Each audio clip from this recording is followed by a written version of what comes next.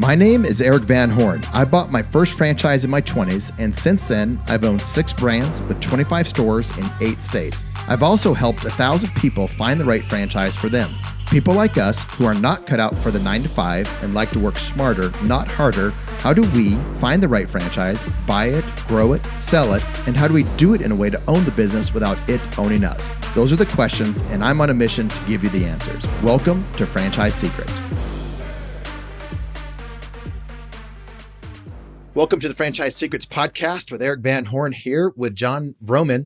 Now, John and I met at a private party at a mutual friend's house when we didn't know each other over the summer and randomly got into a conversation. And I noticed this hat that he had on his head called Front Row Dads. And I'm like, it must be something to do with dads. So we started this conversation with him and one of his friends, and it went deep right away. I didn't realize it at the time, but that was like kind of a prerequisite for me joining the club to see if I'm a dad that actually can carry on a conversation that goes deeper than the typical party conversation. And so I wanted to bring John on this podcast to talk to the moms, talk to the dads, the men and the women about really what it's like to be a family man with a business versus a businessman with a family. And that resonated with me back then. It still resonates today. So John, welcome to the show. Hey, man. It's really good to be here. Anytime with you is good time, buddy. I was so glad we got to meet back then. I have to thank Brad for that chance meeting. But I didn't know something like this existed, a group like that existed. But why don't you give the audience a little bit of your background, a little bit of your history? Yeah. And relevant to that comment about, hey, I didn't know anything like this existed, which is why we created it, because there was a need, and the need started with me. It wasn't that I had figured out all the dad stuff, like how to be a great dad and husband and crush it in business, and everybody was coming to me for counsel. And I decided to start a group and tell everybody how smart I was. It was more like I felt like I was failing in that area. And I, of course, had some wins, and there were things I was doing that I was proud of as a dad. But when I really took a hard look and I was honest with myself, I was a businessman who happened to have a family. And I said family first, but my calendar didn't reflect it. So really, the part that's relevant to, I think, our conversation today is that I've been a professional keynote speaker for years leading up to the point to where I became the leader of Front Row Dads. That was my work. I ran a charity called Front Row Foundation. I was out speaking on what I called Living Life in the Front Row, or the Front Row Factor, which is a book that I put out. And all that was great. I was providing for my family. I was doing mission-filled work that had a lot of purpose to it. To me, I felt like I was in many ways living a dream life. But the discovery for me actually happened at a party when somebody asked me what I do. And I know they were asking professionally what I did, but my answer was, I started to give the keynote speaker charity type of answer when I cut myself off. And I said, I'm a dad and I'm a husband. And when I'm not doing that, I do some other stuff. And right when I said it, I was like, that felt really good. But the truth was that wasn't my reality, right? But I liked the way that felt.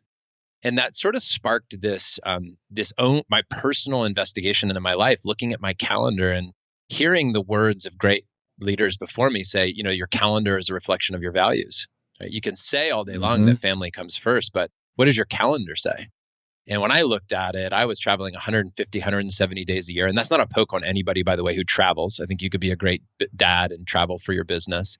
But I was looking at my life, and I was in perpetual startup mode with my business, where I used to say year one with my child, like, "Hey, I'm gonna get out of this busy phase of business, and then turn my attention to my family." And there's all of a always sudden, an excuse, right? There's always an excuse. That's it. 7 years later, I was still making the same excuse.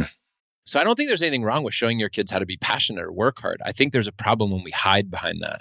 And that's what I was doing. I was hiding behind that. My friend Jeff Woods, who works with The One Thing with Jay Papasan and Gary Keller as part of Front Row Dads, he always talks about, he goes, more hours is a lazy way of solving a problem. right? Just more hours, more grind, more, right? It's not, so it's not that I don't value working hard. It's that I don't want to do it at the expense of my family. So here we are, I recognized this was a need. I wanted to find the group. It didn't exist. So I started it, and that's where it all began. When you said that, how did it feel when you said basically that you wanted to be a family man and that was the most important thing to you, but your calendar didn't reflect that? Did you feel like a fraud? What was it? Yeah, I felt a lot of emotions, and I still do to this day. And I think a lot of dads resonate with that, and moms too, right? It's that we wonder if we're doing enough. We wonder if we're doing the right job. Are we saying the right things? Are we creating the right experiences? Are we putting our kids in the right environment, the right education, all that stuff? But the one thing that I know at the end of the day is when I'm really working at something. I know when I'm putting in an effort. It's like when you play an amazing game and you lost, but yet you know that you showed up big. You also know when you mailed it in, when you made excuses, when you didn't prepare, and then that's why you failed. I know the difference internally. And so for years I felt like I was giving it a lot of lip service.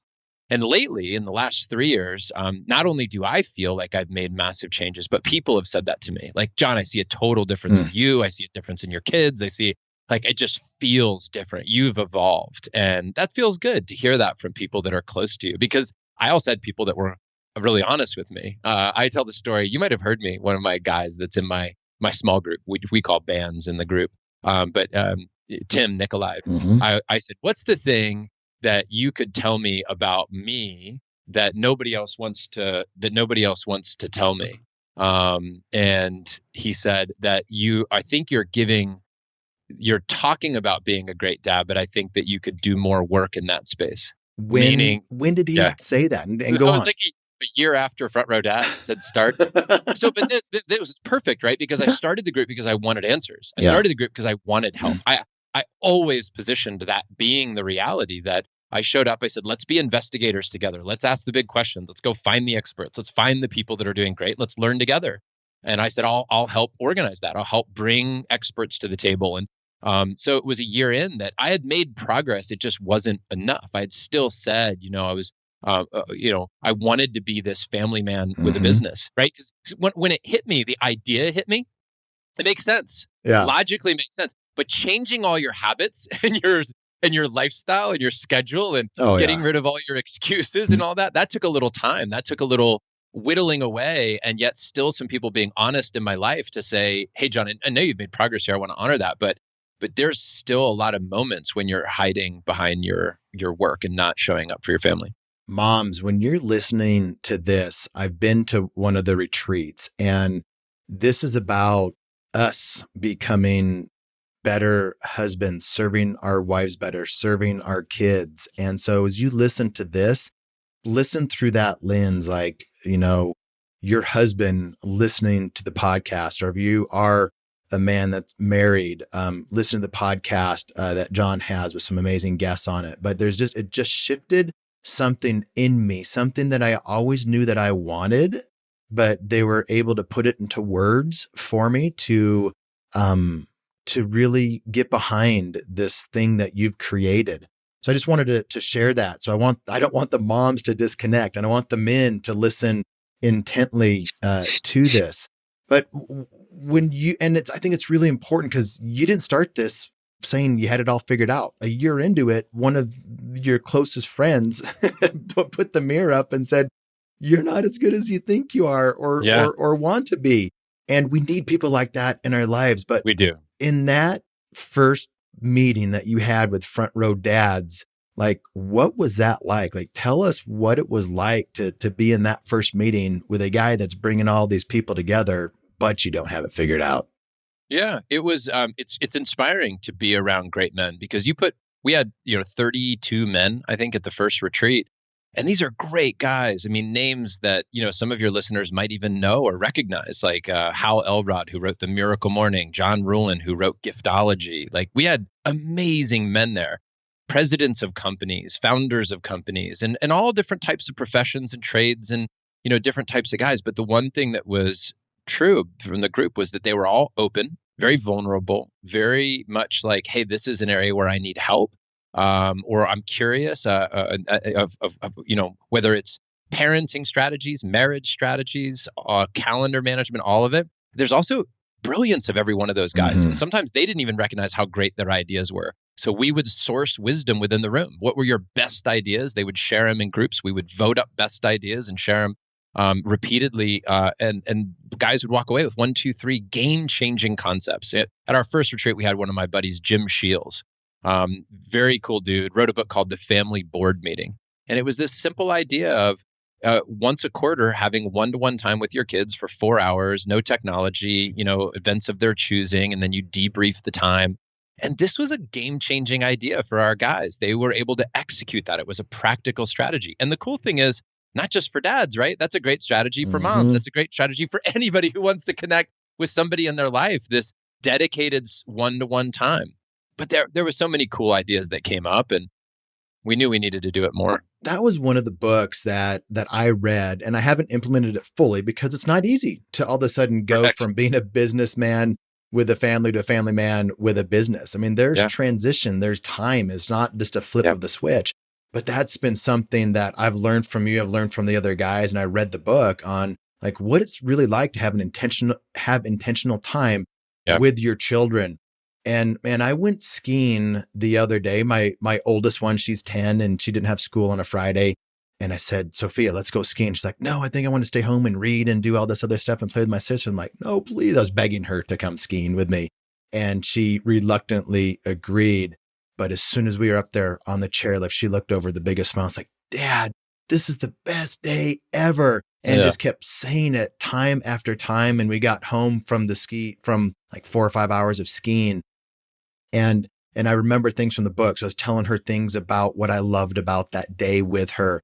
And we got home later that afternoon and evening. We watched a movie and I was laying on the couch and she was the first one to come cuddle up and next to me.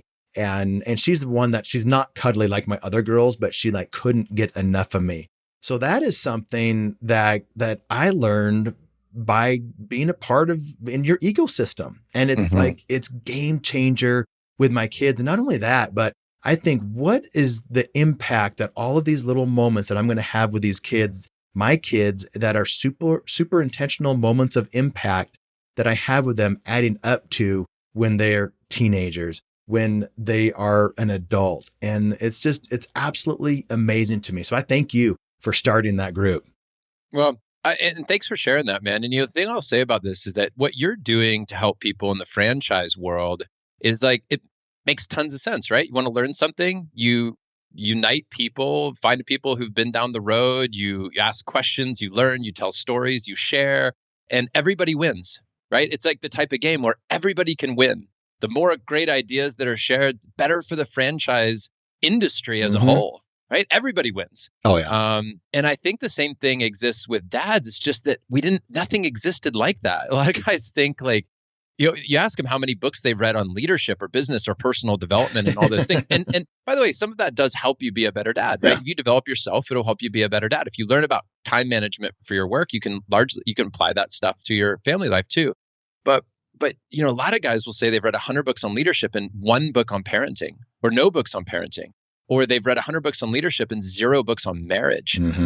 But we're not born great at marriage. We're not born great parents. You might love your kids, and that's a great starting place for being a great dad, is to love your kids.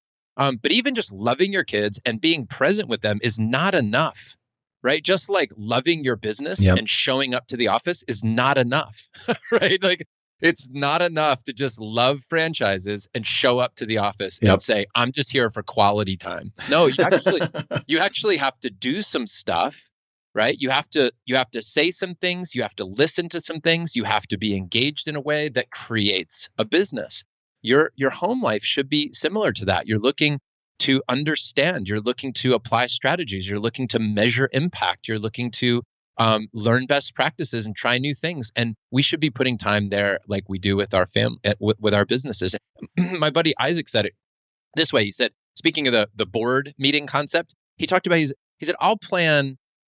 He was, I think, reflecting on his own life. And he said, I would take time and plan out a staff meeting, but then I just show up to dinner at home.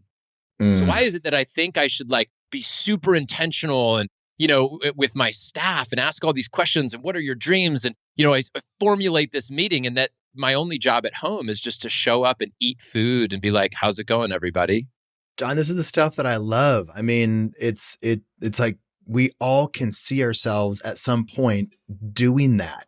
We invest into our businesses. We are taking action in our businesses. We're doing things to have impact in our businesses, and we're intentional about how we're moving things around. There's a lot of strategy involved in our businesses, but when it comes to family, you realize the lack of effort and strategy and intentionality around it. And that's one of the things that I've learned. One of the things at that last meeting, there was a group of guys that were talking about conflict, and it was a really open conversation and about just conflict that they had, and maybe it was in a friendship and relationships that everybody knew about, but they weren't trying to get away from conflict. They weren't ignoring conflict. And we all have conflict in our lives at different times, but this was super real because it was personal.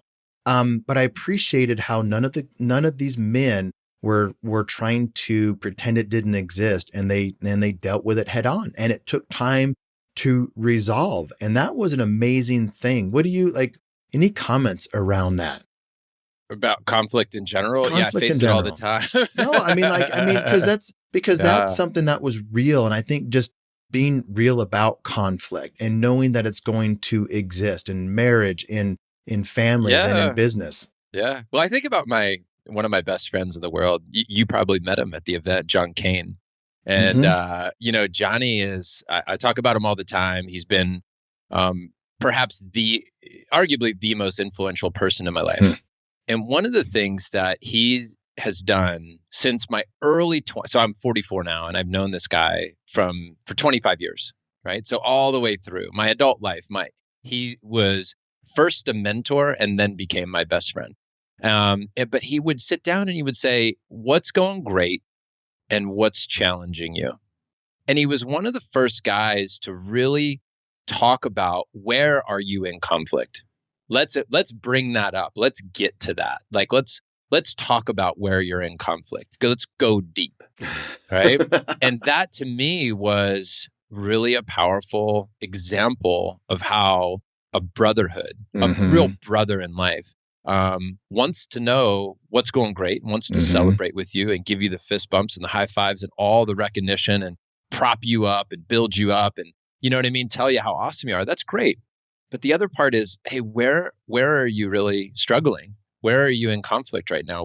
What's not going well? And that to me was really cool. We used to play a game also once a year where we would say 3 things you like about me and 3 things that you might change if you could. Who's we?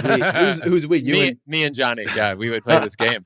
So what are some things that you would change? Now, that's evolved over the years, but it's taken on different nuances. Like my group now, so speaking to everybody who's not part of Front Row Dads, in Front Row Dads, we have a group of 4 people that we call a band.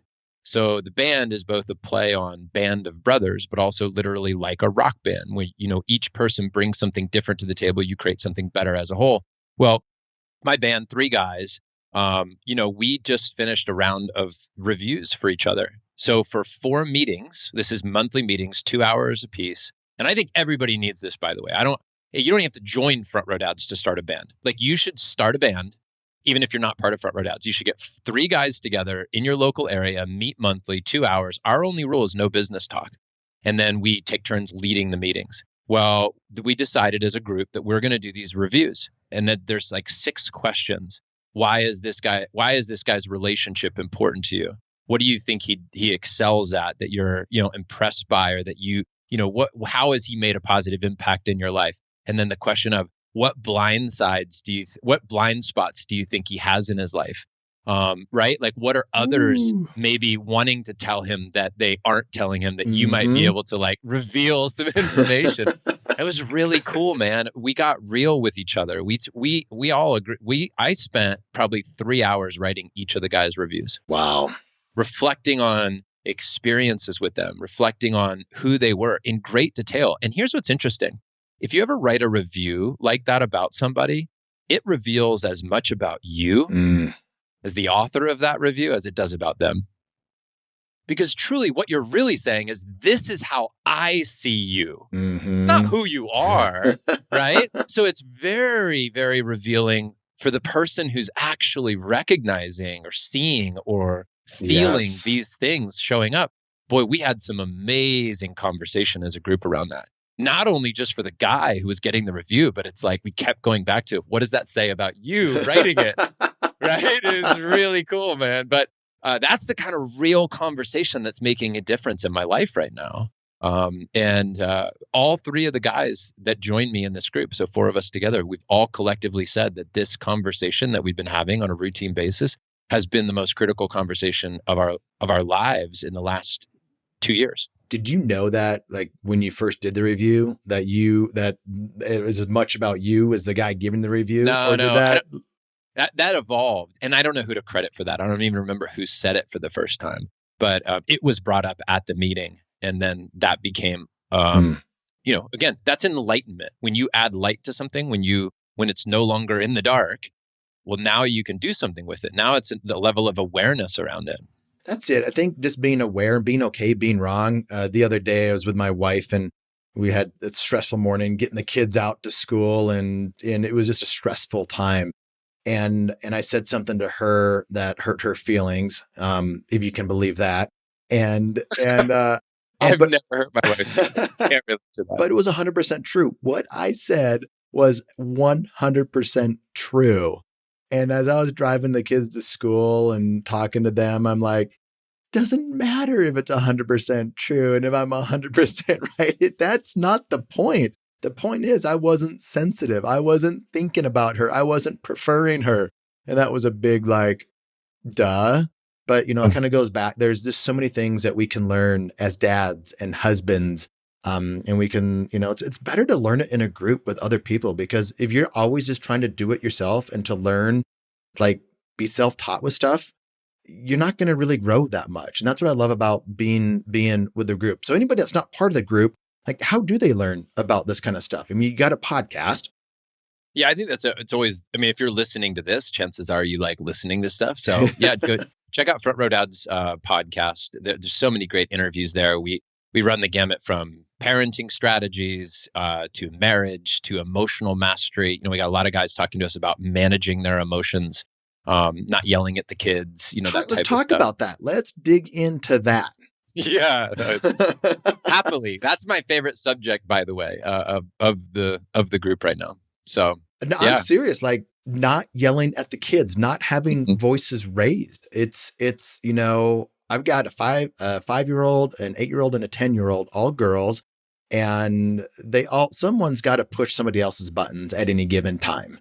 And that just causes, more things to happen in chaos and then voices to get raised, to just get attention. So it starts with, for me, just getting attention from the girls. Like, hey, it really is time to eat. It really is time to walk out the door. Like, but what are some of the things that you're hearing, that you're learning around voices being raised, yelling, the kids, and all of that?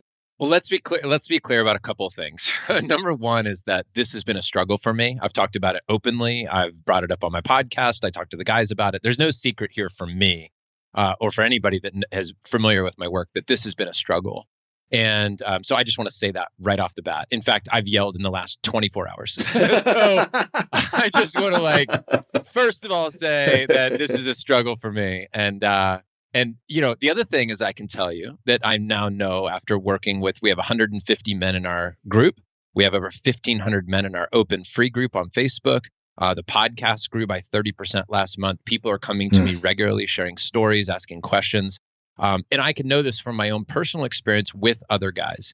There are guys that have their shit totally together publicly, are super even keeled on the podcast mic, on stage, in their office, and then behind closed doors with their families, absolutely lose their minds. Right? I know that exists for a fact. That in some ways people would be shocked if they saw a hidden camera of what was going on inside their house. Everyone is probably thinking, that's probably me. Right. Well, My wife has said to me one time, well, I never forgot this one. She said, "Boy, if all your front row dads could only see you now." She said that to me. Yeah. Uh, so now that I've out of confession, right? Like that, and why I wanted to admit to all that is I never want to position myself as that I've got it all figured out, right? I don't ever want to position that. But I will tell you this: I've made massive progress. Massive progress. I am way more in control of my emotions now than I've ever been in my life. And so now the natural question is, all right, John, just tell me what you did. Let's get to the practical. What can I do in the next 24 hours if I'm struggling with that? So here's what I can tell you.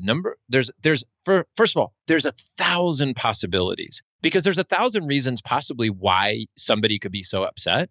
And there's a lot of psychology behind this. We could do hours and hours of why somebody can lose their mind and like what would work for them specifically. But I'll just tell you what I've noticed for me. Number one is that one of the biggest things for me was sleep. It's like you think about a child who's losing their mind, and before you get too wrapped up in why that's all happening, take a look at the basics, right? Did they sleep? Are they hungry? Are they hydrated? Like the basic stuff, right? So true. And sometimes it's like, that's what I've realized in my relationship with my wife. I've realized that a lot of our arguments were timing, not topic. I thought we were fighting over the thing, but the truth is we were fighting because when I brought it up too early. I brought it up too late. I brought it up when she's not in the right space to bring it up. So timing is more important than topic. There's some pillars that makes it possible for us to control our emotions. One of them is sleep. That's a big one for me. And I recognize that as much as I'm a high performing, hard charging guy and wanted to sleep less and do more, that was having a negative impact on my life. But another big one for me was alcohol. Now, nobody would have ever said John was an alcoholic. Never crashed a car, got a DUI, none of that stuff. But I will tell you that when I had a really honest look at my alcohol consumption, alcohol was affecting my emotional state. So that was a fact for me. And I made a big adjustment in that area. Now, for me, I took a huge leap in that area. And a year and a half ago, I decided to stop drinking altogether. I just said, I'm not opposed to it. If somebody likes, I can be around it, but I just don't want to do it. That was the first half of my life. I drank, and enjoyed it. And the second half of my life, I'm just not going to. I'm going to find other ways to make moments magical other than just, cracking open an amazing bottle of wine. That made a big difference for me. There's other strategies and techniques that I employed. A lot of them from the dads. You know what I mean? I'll give you an example. I'll give you one more example. And wives will love this one. They're listening to this, right? But this applies to anybody because this is a values conversation. This is a priorities conversation. I used to get so angry because my wife isn't a morning person, and I was trained throughout my 20s that you need to put your best hours of your day of work into your work.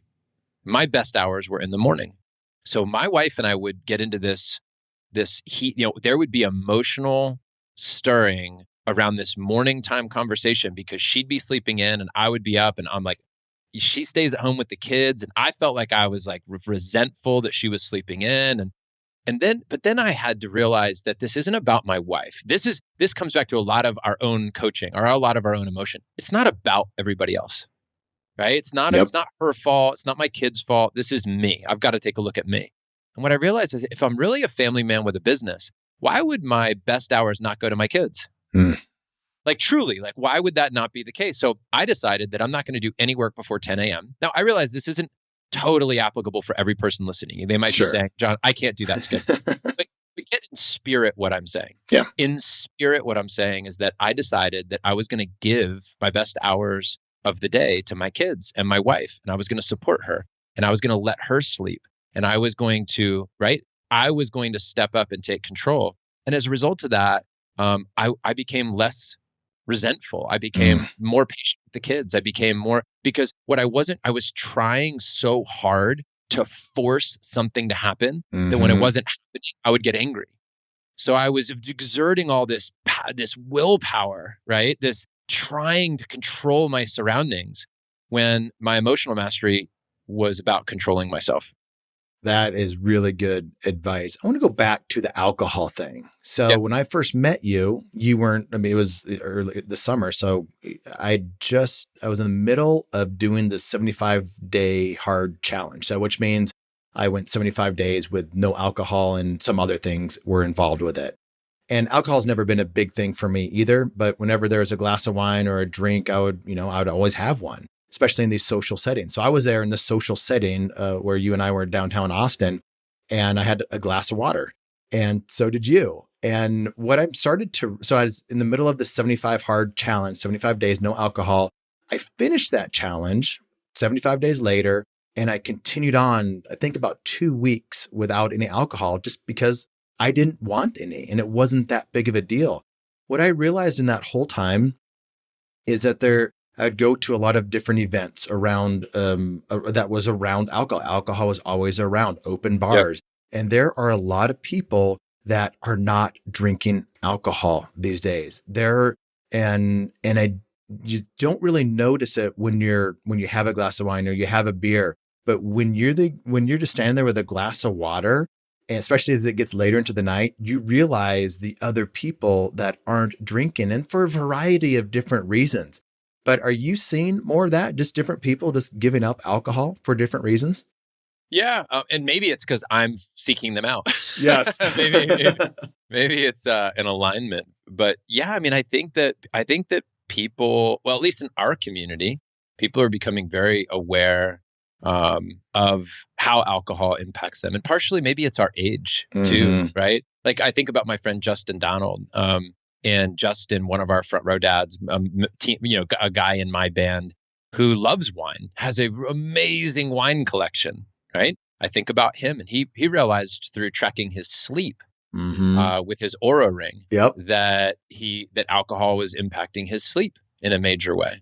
And when you understand sleep, you realize that's a critical factor in performing. Yes. So now he's drinking less, right? That's an example. I think about Brad Baraka, and Brad was in the restaurant business. He owned restaurants, right? He literally had, thousands of bottles of wine in his cellar, and he gave up drinking. And he's never, you talk to him and he's like, I've never felt better. I'm so clear. Business is better. Everything's better. And the truth is, that's been the case for me. Now, I really try to be careful in preaching to people that they need to quit alcohol, because I just think, look, the time is right for you, do it. There's all decisions that we make. And I don't think that having a glass of wine is going to destroy your life. Yeah. But I know for me that, and what I'm seeing and sensing with other people is that we use these tools to numb ourselves. We use these tools to deal with stress. I do think that you might want to evaluate it if you're using them to say, I'm feeling stressed out. I need a glass of wine. Yep. I'm in this social setting. I feel awkward. I need some social lubricant. Those are the things where you go, then I do think it's hurting you versus helping you in some ways. Yeah, no, I agree. And I think you said maybe it's because we're getting older. And there is that aspect to it, because going 75 days, eating clean, no alcohol, I had one glass of wine and my headache, just a big headache. I'm like, oh my gosh, this is no fun. So that was part of it. And then, like you said, impact in sleep. I have the Oura ring. I track my sleep. I see I had some wine that night, and my score went down into the 70s versus the high 80s or 90s. Yeah. So then it's a game. Yeah. And right. My poor wife, she's like, you don't want to have a glass of wine? And I'm like, it has to be before a certain time because I'm going to score lower on the Oura. Messed up my score. Oh. One of the things that I found super fascinating is when I went to that meeting, that 2-day, I think it was about a 2-day meeting in San Diego with all the other dads, is we were there and introducing ourselves and like, hey, what do you do? Hey, my name's Eric. And it was never like, I own franchises. I do this, I do that. It's like, I'm a dad, married with a dad, 3 kids, I got 3 little girls, and it was all about our families. And we would go running in the morning, and it was all family talk. And I've never been around that before. And we really didn't talk about business. I didn't really know who I was talking to besides, they had they had this many kids and they had a family over here and they had, or maybe they were struggling in their marriage because we talk about real stuff. And I Yeah. absolutely love the realness that comes along with that. When did you like create that rule of we're just not talking about business in this setting? I think the guys helped us come up with that rule because, what's interesting is our only rule is no business talk. And there are certain exceptions to that if the business is really impacting their family somehow, but it's too tempting to just travel down that road of familiarity. And we love that conversation. It's why we do our It's businesses, right? comfortable. So cool, so comfortable. I love learning about guys' business. So to not ask that question requires some real discipline, right? But the guys were really fans of that. They knew deep down inside they had plenty of time to talk about their businesses. That's what they did a lot. And so because they were so conditioned, it was easy to do so, but they all knew it. So what's interesting is I talk to guys all the time about front row dads, and I say the only rule is no business talk, and their typical response is, "I love that. That's amazing." And I think it works. It's worked for us. It's kind of hard at times because it's so, and I've found myself, I didn't talk about business, but in my mind, when I was getting ready to talk or say something or to meet somebody, that's the natural thing that starts to replay in your mind before you even get words out. Like when you're driving someplace and all of a sudden you go there without realizing it. That's what was happening. I'm like, my goodness, that is another indicator. Like I'm not quite the family man that I thought it was because I'm.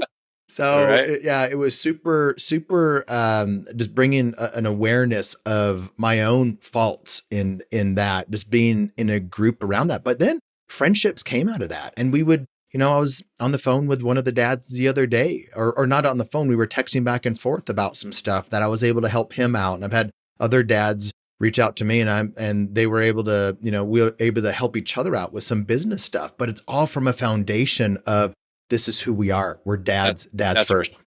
That's right. Yeah. I mean, listen, friendships are, like you said, dude, friendships are going to form. People end up doing business together. And that's but this goes back to all of the things in life are priorities. What are we going to prioritize? And, Tim said to me the other day at one of our lunches, he said, these are 6 days, 2 retreats, 3 days each, 6 days out of my life, out of my year, that I'm committed to just stepping back, reflecting on things, getting a breather, talking with my buddies about what's going on, get an idea or two that are those big, little ideas, big ideas, whatever they are, the game-changing ideas that I take back home and I implement and then I experiment with and I bring back to the next retreat, what's working and where I need help. It's like a mastermind. And that's what you and I talked when we first started talking about it. I'm a part of other masterminds. You're friends with a lot of people and a lot of masterminds. But this is like a mastermind around families. And one of the things that we did was we got into some small groups and basically talked about 3 areas. I talked about 3 areas and wrote them down that I want to basically change, some things that I want help with. And the dads were able to give me some help in some different areas. And I'm like, this is probably not going to fly at home. And then all of a sudden, I got some strategy that I wouldn't have had on my own. Like they've been there, done that, and gave me some warnings and some help. And I did something and there was complete buy-in with it. I'm like, wow, I was not expecting this. This was a lot easier.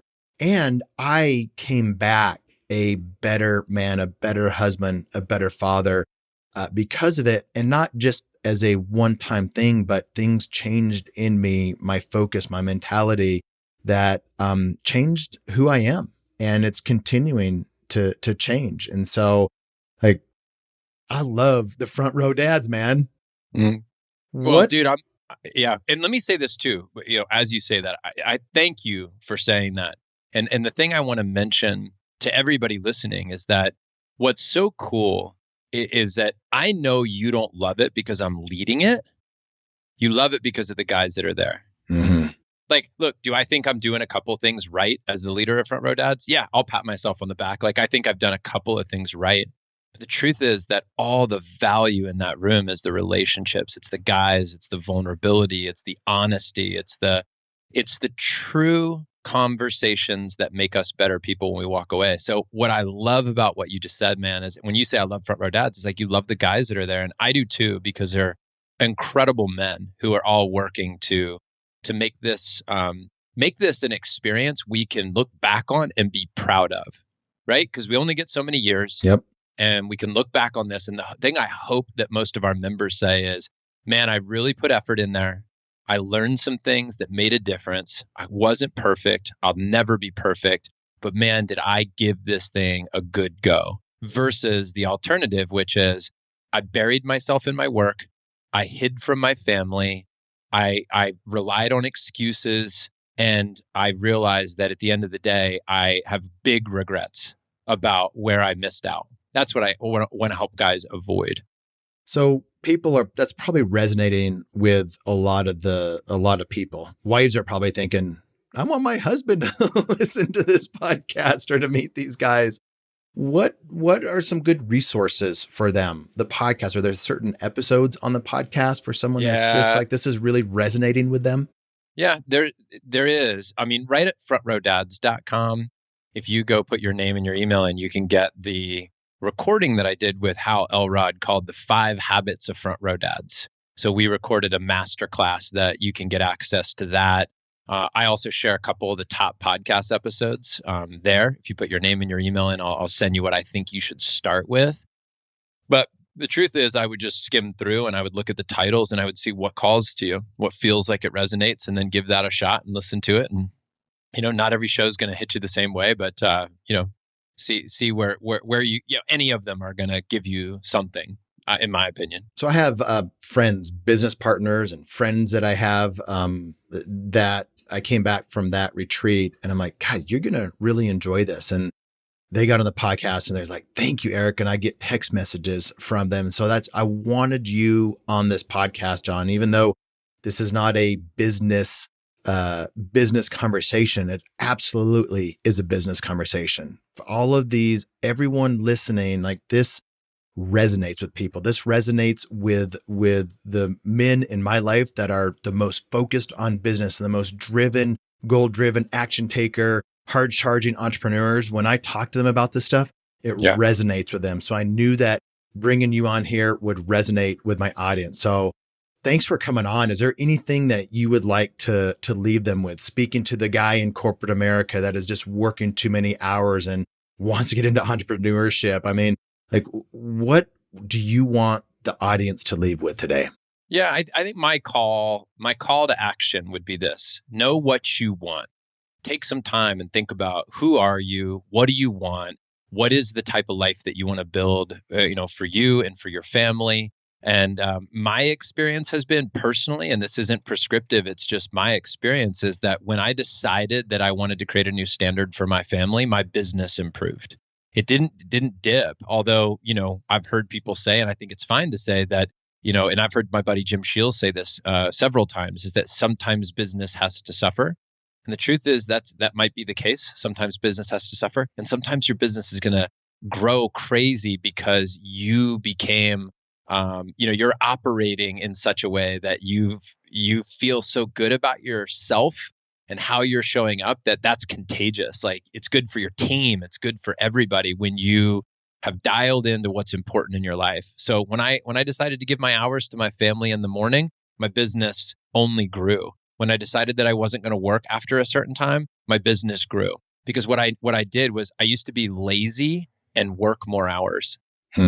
See, I used to be lazy and work more hours. And what that hurt everything in the end. And now that I have to do it in this amount of time, I'm far more effective in my life, for my family and my business. Everything can scale better. Everything can work better. I stopped being the guy that did it all. I'm like, I'll just shoulder that. I'll take it on. I'll take that project. I'll lead it. And I say, no, my calendar only has this many hours. I've got to find the right person. I have to delegate. I have to build the team. I have to create processes and systems that scale so that all this can work, not only for my family, but for their families too. I need to help other people figure out what those processes and systems are that allow them to do what they need to do. So I just think this: if everybody out there really takes a moment to just get clear again, or gain clarity, at a deeper level on who you are and what you want in your life, and then surround yourself with people that will help you get there.